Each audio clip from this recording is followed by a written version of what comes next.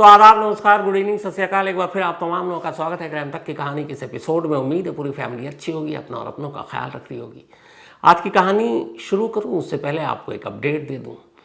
8 दिन की police custody मिली थी सोनम, उसके दोस्त राज कुशवाहा और उन तीनों कातिलों को, जो मेघालय पुलिस की कोर्ट में पेश किया गया। वो 8 दिनों की पुलिस रिमांड आज ख़त्म हो गई।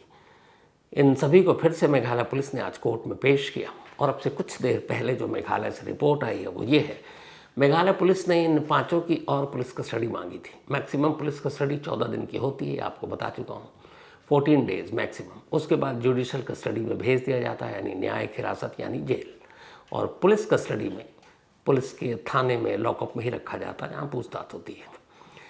तो और सबूत और एविडेंस कलेक्ट करने के नाम पर मेघालय पुलिस ने कोर्ट के सामने फरियाद की कि इन सभी की पुलिस कस्टडी और दी जाए।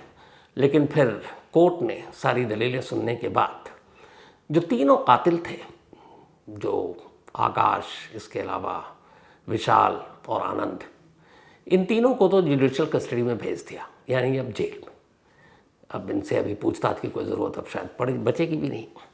लेकिन जो मेन एक्यूज्ड हैं, 2 कॉन्स्पिरेटर, जो 2 साजिश करने वाले, सूत्रधार, मास्टरमाइंड, राज कुशवाहा और सोनम रघुवंशी, इन दोनों की 2-2 दिन की पुलिस कस्टडी और बढ़ा दी गई। यानी अब ये दोनों 2 दिन और मेघालय पुलिस की कस्टडी में रहेंगे और वहाँ इनसे पूछताछ होगी, कुछ कड़ियों को और जोड़ा जाएगा, जो भी और चीज़ें हैं उस सिलसिले में। मेघालय पुलिस की एक टीम लौटी भी है अभी इंदौर से, और वहाँ पे वो राजा के घर गई पुलिस। इसके अलावा सोनम के घर गई, सोनम के पेरेंट्स से पूछताछ हुई, राजा के भी पेरेंट्स से पूछताछ हुई, भाइयों से पूछताछ हुई। और वो सारी पूछताछ और ज़रूरी जो भी इन्फॉर्मेशन लेने के बाद मेघालय पुलिस मेघालय लौट चुकी है। और अब सोनम और राज कुशवाहा 2 दिन और मेघालय पुलिस के मेहमान होंगे। उसके बाद मुझे लगता है इन दोनों को भी जेल भेज दिया जाएगा। और अब अगले आने वाले वक्त में न मालूम कितने महीने, साल, शायद ये 5 मेघालय की ही जेल में होंगे।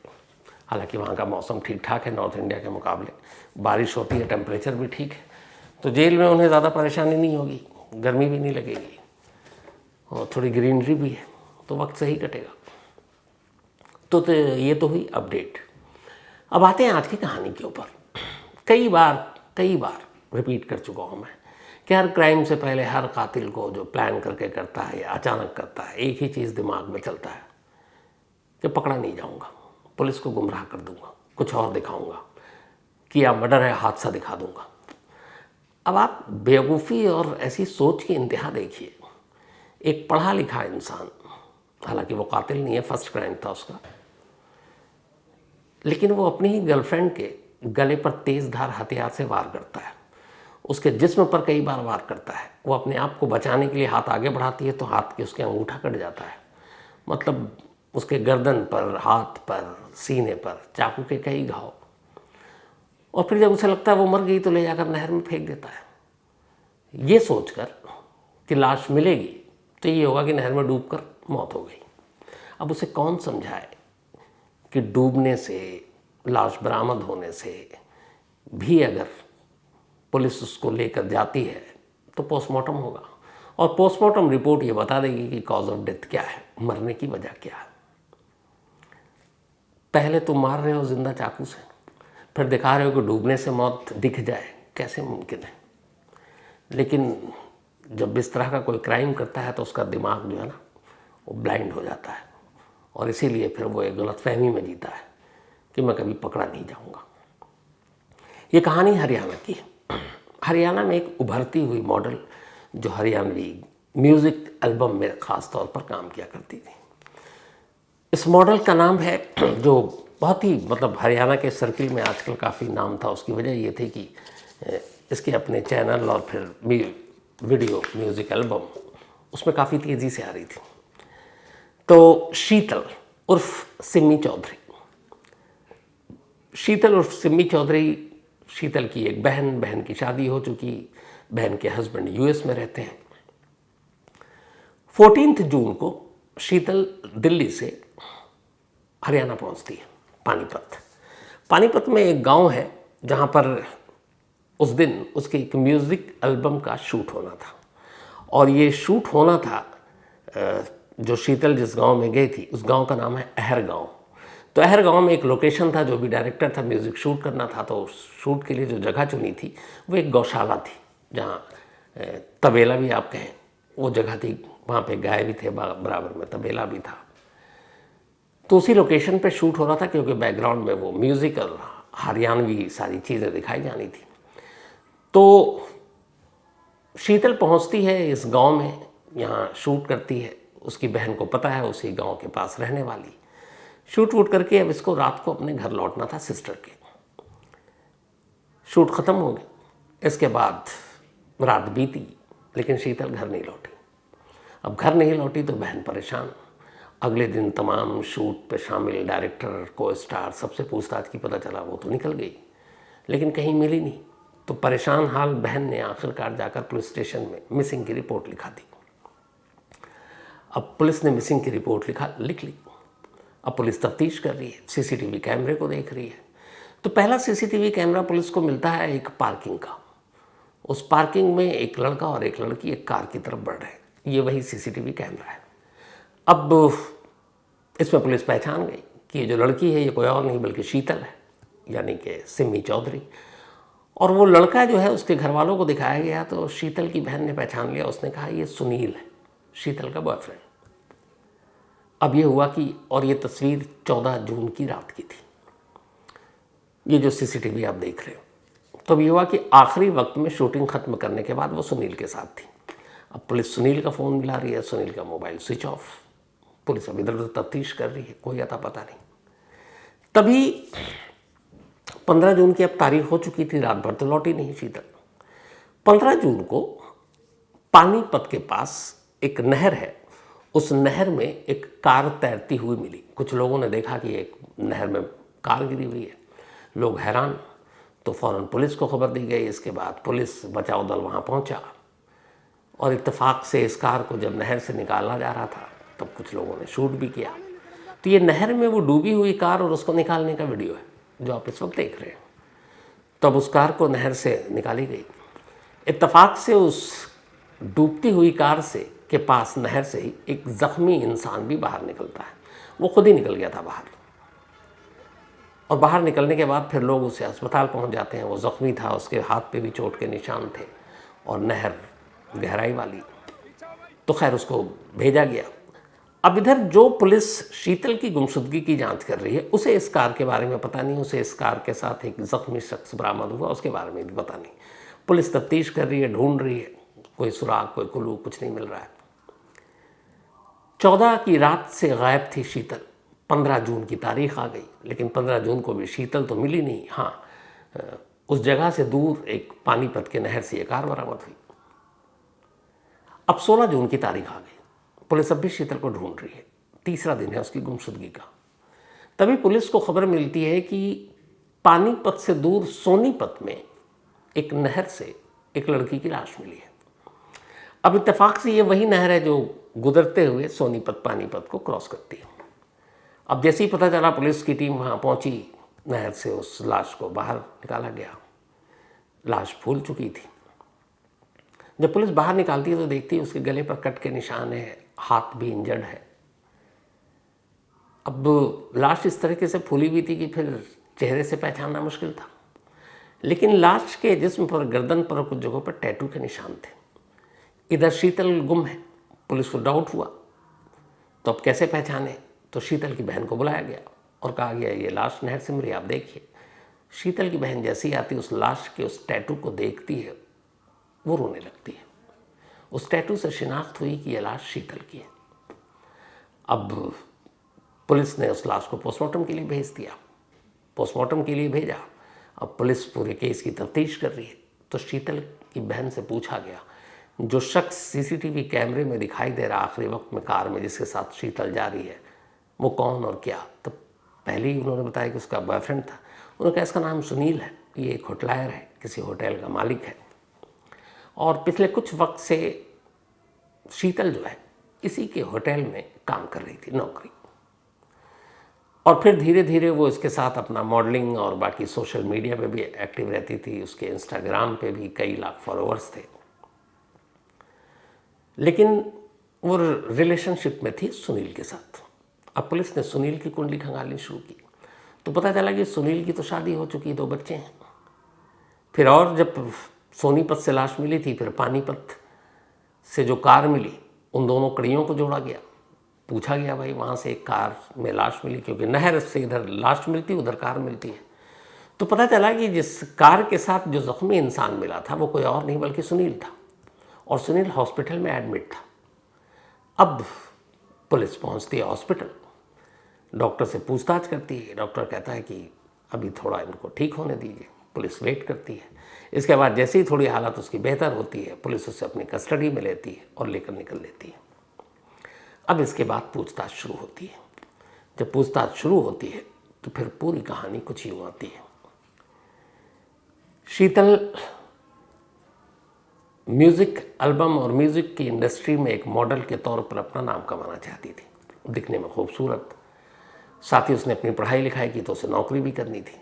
तो इधर उधर कई नौकरी करने के बाद एक होटल में उसे नौकरी मिली। ये होटल इत्तेफाक से सुनील का था। धीरे धीरे सुनील शीतल को प्यार करने लगा, शीतल भी सुनील से प्यार करने लगी। दोनों के बीच में करीब 4 साल से ये रिश्ता चला आ रहा था। बट फिर तभी शीतल को पता चला कि सुनील तो शादीशुदा है, उसके 2 बच्चे हैं। अब तक वो इसी गलतफहमी में थी कि वो कुंवारा है और वो उससे शादी करना चाहती थी। लेकिन जैसे ही पता चला कि नहीं ये तो शादीशुदा है, तो शीतल को झटका लगा और उसने अब सुनील से दूरी बनानी शुरू कर दी। सुनील को यह बात बहुत बुरी लगी, क्योंकि सुनील शीतल के प्यार में इस कदर अंधा हो गया था कि वो शीतल को किसी भी तरह हासिल करना चाहता था और उससे शादी करना चाहता था। लेकिन सुनील के शादीशुदा होने की बात जब शीतल को मालूम हुई तो शीतल ने फ़ौरन किनारा कर लिया और सुनील ये बर्दाश्त नहीं कर पाया। वो लगातार उसे समझाता, वो मना करती, और फिर वो अपने इस म्यूज़िक एल्बम इंडस्ट्री और मॉडलिंग की दुनिया में अपने आप को एक तरह से बिज़ी रखने लगी। अब उसकी दूरी, उसकी बेरुखी धीरे धीरे सुनील को परेशान और ज़्यादा करने लगी। कई बार उसने उसे धमकाया भी। अब सुनील अपने कार में एक तेज़ धार हथियार रखने लगा। उसे लगा कि अगर उसने शादी से सचमुच इनकार किया तो वो मार डालेगा। ये सब एक तरफा इश्क और इन सारी चीज़ों का अंजाम ऐसे ही कुछ होता है। तो खैर वो बीच बीच में बात करता रहा, लेकिन शीतल उससे दूर भागती रही। आखिरकार 14 जून को सुनील को पता चला कि एक उसी के पानीपत के गांव में उसकी एक शूटिंग है म्यूज़िक एल्बम की। सुनील वहाँ पहुँच गया। जब सुनील पहुँचा तो वहाँ उसे देखकर शीतल पहले तो घबराई, लेकिन फिर कहा ठीक है, इतने लोग हैं। बाद में उसने सुनील ने कहा कि देखो मैं बदल गया हूँ और तुम वो सारी चीज़ें भूल जाओ, चलो मैं तुम्हें ड्रॉप करूँगा। तब रात के करीब 10:15 साढ़े 10 बज चुके थे। इसके बाद शीतल को भी लगता है कि चलो ठीक है, ये सब शादी वादी की अब बात करेगा नहीं। उसके बाद वो कार में बैठ जाते हैं। लेकिन जब कार में बैठ कर निकलते हैं, थोड़ी ही दूरी पर फिर से वही शादी का राग सुनील शुरू कर देता है। शीतल फिर मना करती है और कहती है कि देखो मैं तुम एक शादीशुदा हो, मैं तुम्हारा परिवार घर बर्बाद नहीं करना चाहती, और मैं इसी गलतफहमी में थी और तुमने धोखा दिया। तुमने बताया नहीं कभी कि तुम एक शादीशुदा इंसान हो, तो तुमसे तो मैं शादी नहीं करूँगी। इस बात ने सुनील को इतना गुस्सा दिलाया कि कार के डैशबोर्ड में जो चाकू रखा हुआ था उसने निकाला और उसी कार के अंदर शीतल पर ताबड़तोड़ हमला करना शुरू कर दिया। शीतल खुद को बचाने की काफ़ी कोशिश की उसने, अपने हाथ को भी आगे किया, चाकू छीनने की कोशिश की। उसी कोशिश में उसका अंगूठा कट गया, हाथ पे बहुत सारे जख्म आए। फिर उसने धीरे धीरे उसको इतना ज़्यादा मारा कि वो धीरे धीरे निढाल होती गई। फिर उसने उसके गले पे चाकू का एक वार किया और वो शायद घातक हुआ।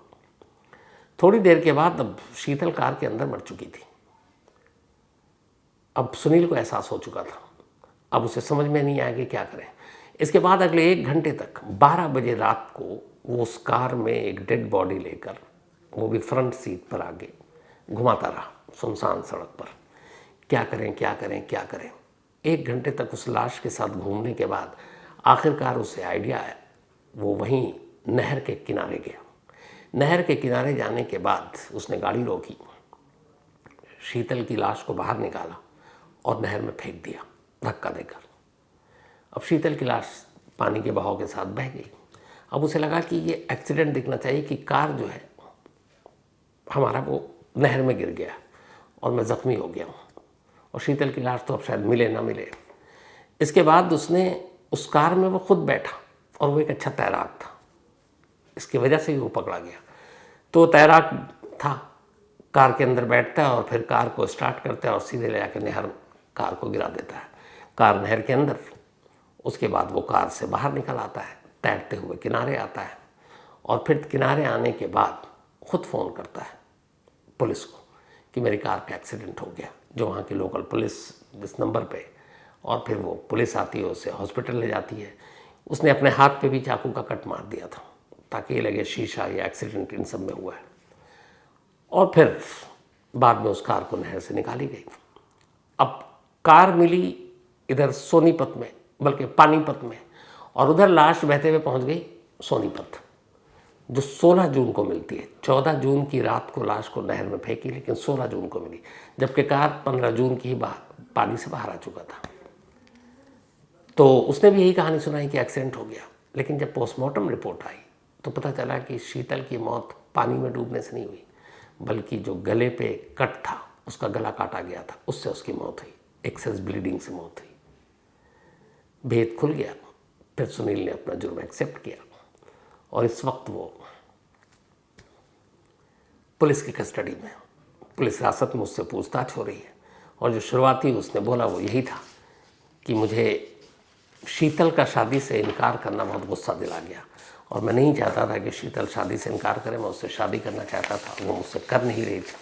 और इसी गुस्से में उस रात झगड़ा हुआ और मैंने अचानक उस पर हमला कर दिया और बाद में डर से कि पकड़ा ना जाऊँ मैंने उसकी लाश फेंक दी।